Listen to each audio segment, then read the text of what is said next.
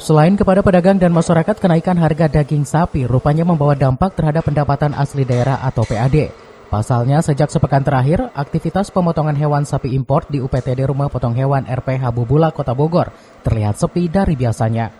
Selain karena lesunya permintaan dari para pedagang, kondisi ini dipengaruhi dengan naiknya harga jual sapi impor.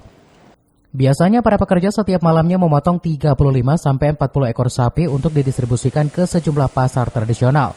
Namun sejak adanya kenaikan harga, petugas RPH pun hanya memotong di bawah 20 ekor saja.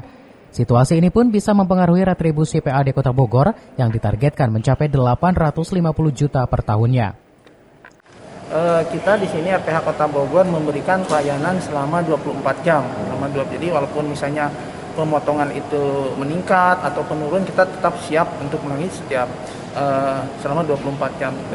Jadi sekarang itu dengan adanya kenaikan harga daging, jadi aktivitas di RPH kita agak sepi gitu. Karena kan biasa itu motongnya 40, 35 sampai 40, sekarang setengahnya. Jadi seperti sekarang lihat ini sekarang agak sepi, cuman baru motong satu, biasanya sudah agak banyak gitu. Sudah banyak. Ya. Sekarang jadi berapa, Pak?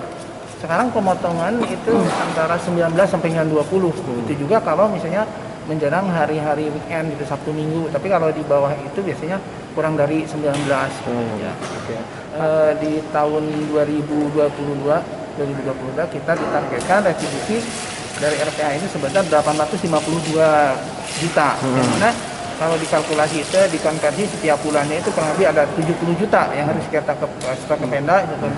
Realisasinya sekarang kita baru menyetor kemampuan kita sebulan itu sekitar 35 juta di setengahnya, karena mungkin dari juga pemotongannya juga hampir menurun setengahnya gitu.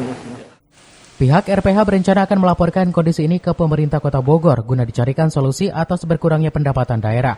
Namun mereka juga berharap agar situasi ini kembali normal sehingga aktivitas pemotongan bisa kembali menggeliat. Dari Kota Bogor, Herman Bons melaporkan.